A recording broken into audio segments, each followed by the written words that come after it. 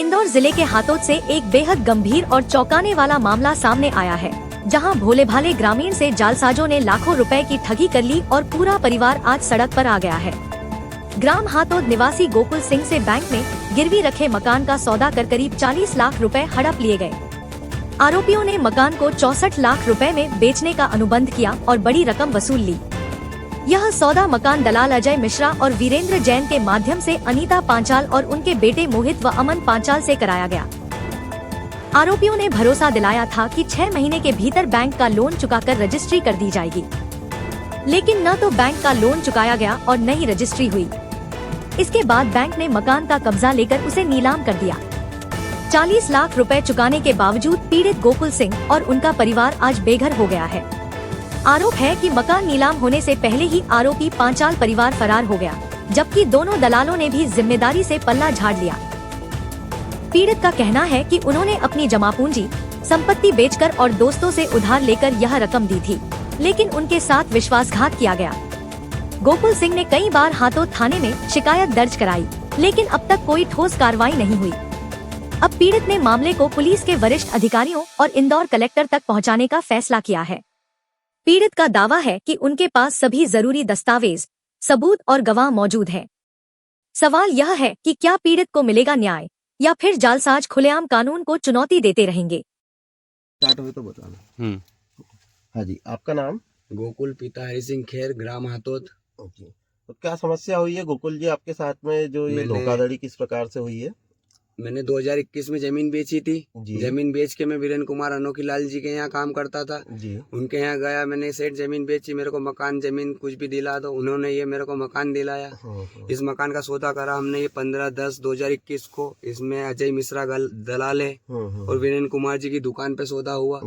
सौदा होने के बाद में भाई इनने बोला कि 35 लाख रुपए आपको देना पड़ेंगे एक मुश्त। मैंने एक मुश्त देने की बजाय 15 लाख रुपए इनको नगद केस दिए एक मुश्त, और 15 लाख रुपए का RTGS करा। बाकी कुछ पैसे इनने 50,000 1 लाख मकान के आड़े लिए कि भाई हम तेरा क्लियर करके दे रहे। 2 महीने में रजिस्ट्री कर रहे, 1 महीने में रजिस्ट्री कर रहे। कितनी रकम इन्होंने ली आपसे? मेरे कुल 40 लाख के लगभग रकम है। और मैंने जमीन जायदाद बेची मेरी। उसके बाद मेरी जो रकमें थी मेरी माँ की, मेरी वो मकान का कब्जा दे दिया था आपको? हाँ, मकान का कब्जा इनने मेरे को दे दिया था। मैं 2 साल वहाँ रहा भी सही। फिर अभी बैंक आई, बैंक ने कब्जा कर लिया। कब्जा होने के बाद में बैंक भी बहुत दौड़ा। मैंने 8 लाख रुपए वापिस, मतलब बैंक का लोन उस मकान पे बाकी था, तो बैंक ने उस मकान को अधिग्रहित कर लिया, कब्जा कर लिया मतलब हाँ। उसको, है ना? अब वो नीलाम हो चुका है मकान? बिल्कुल नीलाम हो चुका है। वो हमारे गांव के एक भैया ने ले लिया है। अच्छा। और उनसे हम कोई लड़ाई झगड़े कर नहीं सकते, क्योंकि मेरे पास कोई प्रूफ ही नहीं है। मैंने उनसे लड़ाई करने कैसे? बैंक से लिया है। और मेरे को प्रशासन ने मेरे से मकान खाली करवाया, रातों रात मेरे को रोड पे लाके खड़ा कर दिया। ये दोनों दलाल के पास गया मैं, इनने मेरी कोई मदद नहीं करी 1 रुपए की आज तक। मेरे बीवी बच्चे भी हम सब किराए से रह रहे। वो मेरे पास ना तो घर का किराया भरने के पैसे, ना कोई लोगों को मैं कर्ज दे सकता हूँ। जो मैंने कर्ज 5 साल लोगों से लेके इस मकान के लिए मैं दौड़ा। मैंने बैंक में प्रयास करे मेरे, बाकी इसमें मेरा कोई हल नहीं निकला।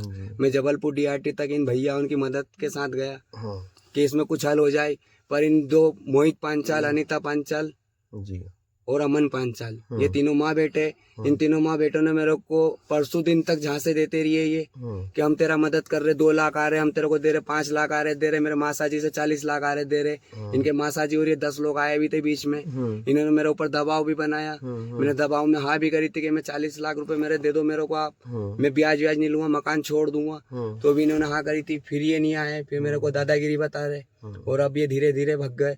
अब इनके बाद जो मता मेरे को मोहित ने भी दिया था, LNCT उज्जैन का, जो इसमें लिखा है कागज में, उस पते पे मैं पहुंचा। वहां पहुंचने पे मेरे को पता चला कि ये व्यक्ति 6 महीने पहले ही यहाँ से फरार हो चुका है। और अब मैं इसको 3-4 दिन से फोन लगा रहा हूँ, ये मेरा फोन नहीं उठा रहा। मैं 2021 में थाने में आवेदन भी दे चुका हूँ, 2022 में भी दिया था, 23 में भी दिया। और मैं 30 तारीख थाने से क्या कहा गया आपने जब आवेदन दिया वहाँ पे? तो पहले आवेदन पे मेरे को बुलाया था थाने पे, SI भूरिया सर थे, उन्होंने बुलाया था, हम सबको बिठाया था। उन्होंने, इसने मोहित पांचाल ने कहा था कि सर इसके 2 महीने में हम निराकरण कर देंगे, या तो इसको रजिस्ट्री कर देंगे या पैसे दे देंगे। उसके बाद से प्रशासन की कोई सहायता नहीं मिली। अब मैं क्या कर सकता हूँ? मेरी प्रशासन सहायता करे या फिर और कोई लोग सहायता कर दे, क्योंकि मेरे पास इसके अलावा कहीं भी नहीं है। मतलब एक लोन, जिस मकान पे लोन चल रहा था, उस मकान को आपसे बेचकर आपसे 40 लाख रुपए ठग लिए गए हैं, है ना? मकान बैंक नीलाम कर चुकी है। बिल्कुल कर अब दिया। आपके हाथ में ना मकान है ना ना आपकी दी पैसे गई हैं। रकम है। और ना है ये ना? व्यक्ति और मेरी कुछ मदद कर रहा है। अभी मेरे जी। खाने के लाल है। अब मैं या तो आत्महत्या करूं, मेरे बीवी बच्चों को कैसे पालूं, मेरी छोटी सी गुड़िया जी इतनी जी कड़ाके की ठंड में हम एक छोटे से टापरी में चद्दर रख के रह रहे। आप मेरी घर चल के कंडीशन भी देख सकते हैं। जी। तो मतलब ये दलाल और इन लोगों की मिली भगत से इन लोगों ने आपको हाँ, ये करीबन मेरे हिसाब से पूरा दलालों की मिली भगत है। जी भरोसा और जीत कर और करीबन 40 लाख की ठगी की गई हाँ, है 40 मतलब लाख की आपसे। ठगी की गई। मैंने जमीन बेची थी, जब जमीन में थोड़ा सा हमारा विवाद चला था, जी जब ये अजय मिश्रा दलाल बन के बीच में घुस गया, इसने दलाली भी ली। जी और एक बिट्टू त्रिपाठी उस जमीन का दलाल था, जी इन सब उसने ने भी दलाली भी ली। मतलब पूरा पैसा लिया। और इस मकान के सौदे में मैंने, अजय मिश्रा और वीरेंद्र कुमार अनोखीलाल, जी। और इन्होंने ये भी कहा था, वीरेंद्र कुमार जी ने,